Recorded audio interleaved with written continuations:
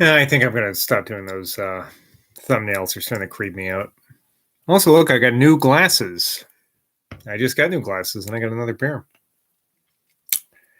I wrote to Johnson, March 28th, from York, informing him that I had a high gratification in the triumph of monarchical principles over aristocratical influence in that great county, in an address to the king, that I was thus far on my way to him, but that news of the dissolution of Parliament having arrived, I was to hasten back to my own county, where I had carried an address to His Majesty by a great majority, and had some intention of being a candidate to represent the county in Parliament.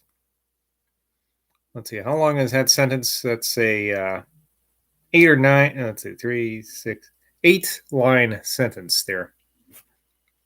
He doesn't mess around, Boswell. To James Boswell, Esquire. Dear Sir, you could do nothing so proper as to haste back when you found the Parliament dissolved. With the influence which your address must have gained you, it may reasonably be expected that your presence will be of importance in your activity of effect. Your solicitude for me gives me that pleasure which every man feels from the kindness of such a friend. And it is with delight I relieve it by telling that Dr. Brocklesby's account is true, and that I am, by the blessing of God, wonderfully relieved.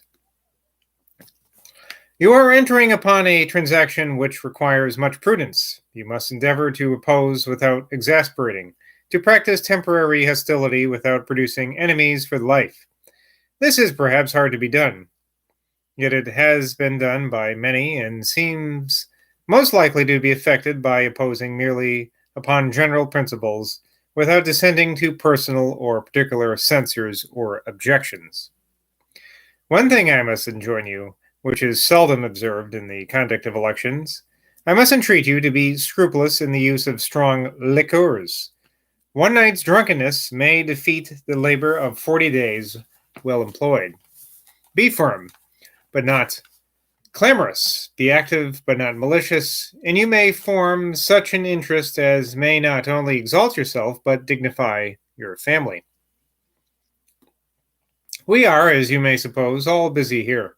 Mr. Fox resolutely stands for Westminster, and his friends say will carry the election. However that be, he will certainly have a seat. Mr. Hoole has just told me that the city leans towards the king. Let me hear from time to time how you are employed and what progress you make. Make, dear Mrs. Boswell, and all the young Boswells, the sincere compliments of, Sir, your affectionate, humble servant, London, March 30th, 1784, Sam Johnson.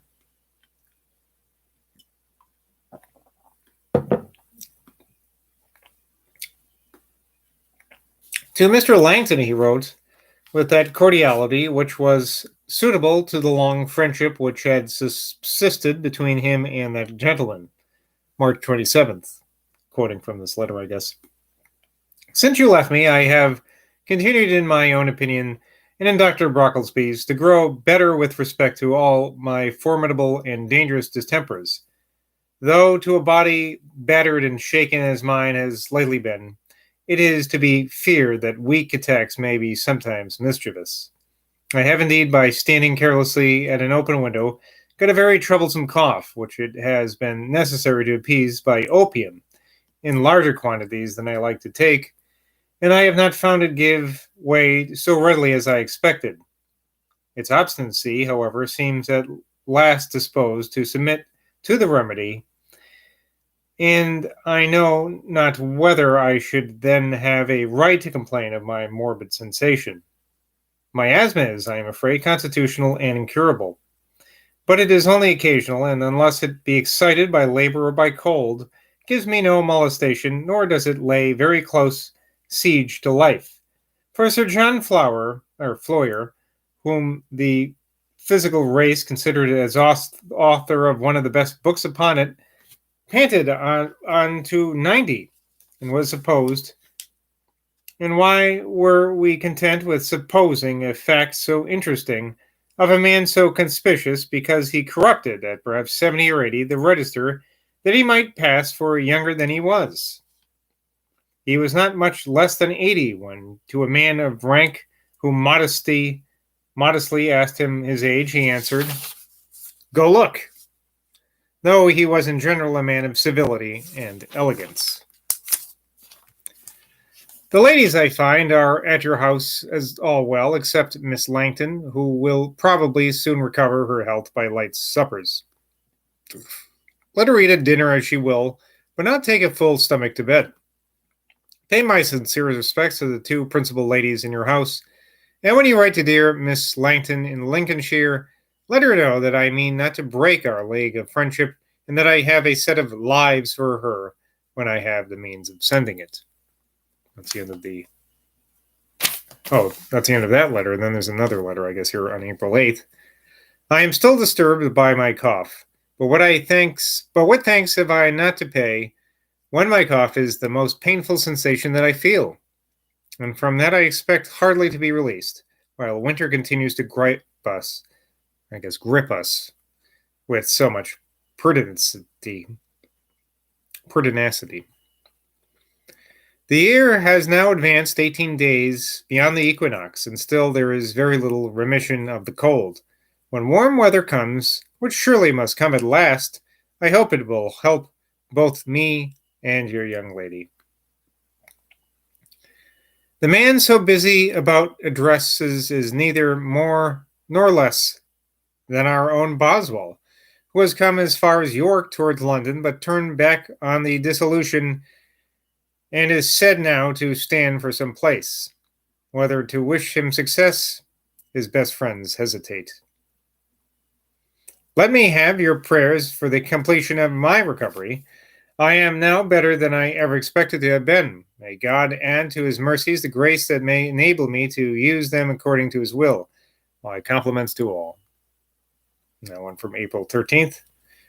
I had this evening a note from Lord Portmoral, and there's a footnote here that says, to which Johnson returned this answer.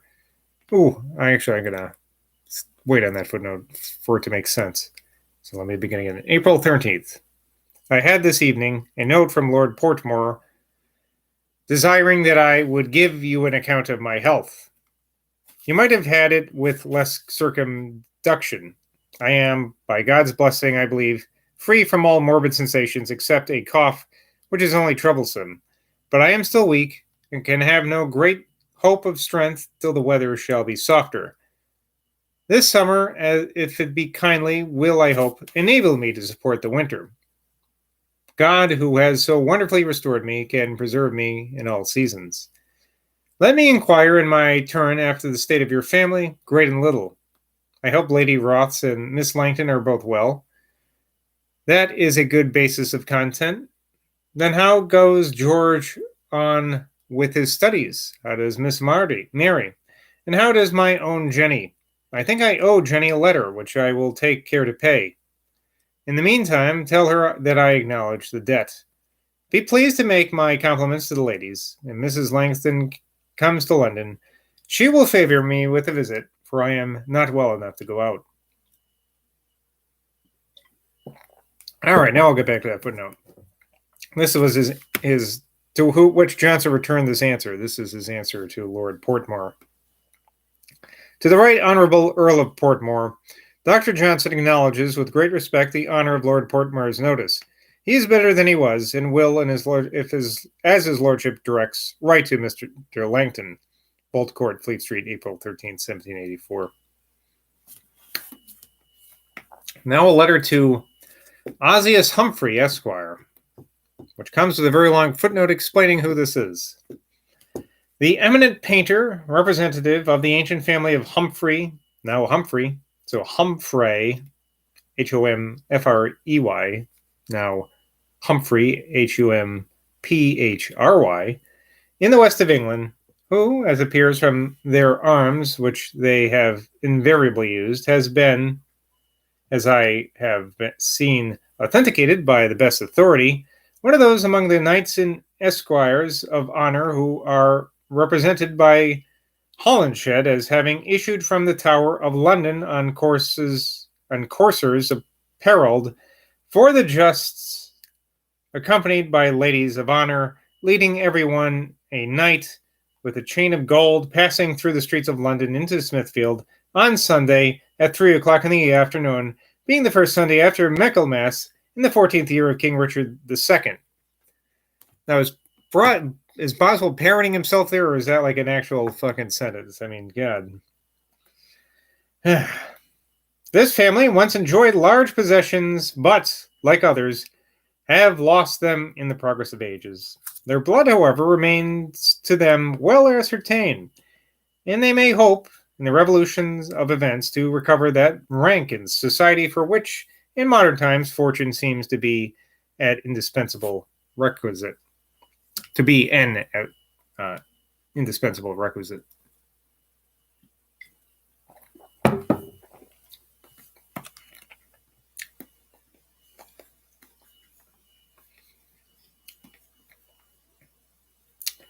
Okay, yeah, I'm still mind blown by that sentence there.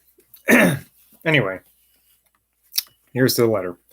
Sir, Mr. Hoole has told me with what benevolence you listened to a request which I was almost afraid to make of leave to a young painter, that's the son of Mr. Samuel Peterson, to attend you from time to time in your painting room to see your operations and receive your instructions.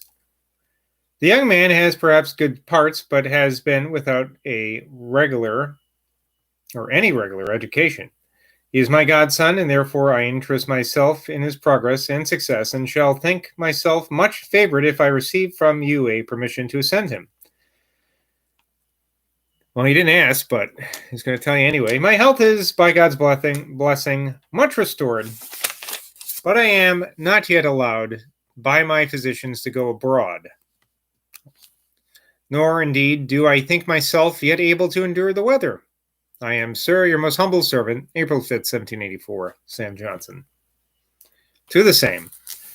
Sir, the bearer is my godson, whom I take the liberty of recommending to your kindness, which I hope he will deserve by his respect to your excellence and his gratitude for your favors.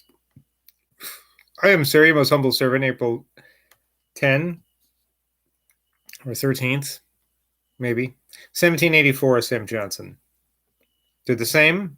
Sir, I am very much obliged by your civilities to my godson, but must beg of you to add to them the favor of permitting him to see you paint, that he may know how a picture is begun, advanced, and completed. If he may attend you in a few of your operations, I hope he will show that the benefit has been properly conferred, both by his proficiency and his gratitude. At least I shall consider you as enlarging your kindness to, sir, your humble servant, May 31st, 1784, Sam Johnson.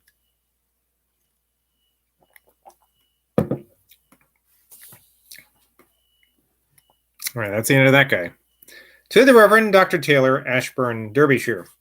Dear sir, what can be the reason that I hear nothing from you? I hope nothing disables you from writing. What I have seen and what I have felt gives me reason to fear everything.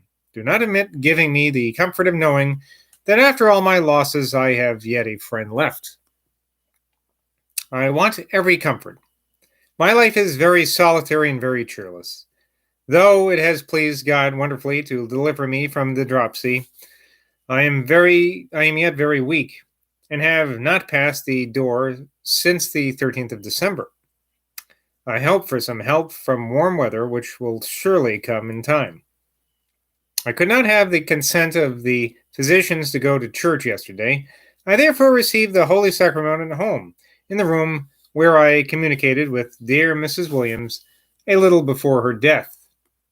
Oh, my friend, the approach of death is very dreadful. I am afraid to think of that which I know I cannot avoid. It is vain to look round and round for that help which cannot be had. Yet we hope and fancy that he who has lived today may live tomorrow. But let us learn to derive our hope only from God. In the meantime, let us be kind to one another. I have no friend now living but you and Mr. Hector, that was the friend of my youth. Do not neglect, dear sir, yours affectionately, London, Easter Monday, April 12th, 1784, Sam Johnson. What follows is a beautiful specimen of his gentleness and complacency to a young lady, his godchild, one of the daughters of his friend Mr. Langton, that I think in her 7th year. He took the trouble to write it in a large round hand, nearly resembling printed characters, that she might have the satisfaction of reading it herself. The original lies before me, but shall be faithfully restored to her, and I dare say will be preserved by her as a jewel as long as she lives.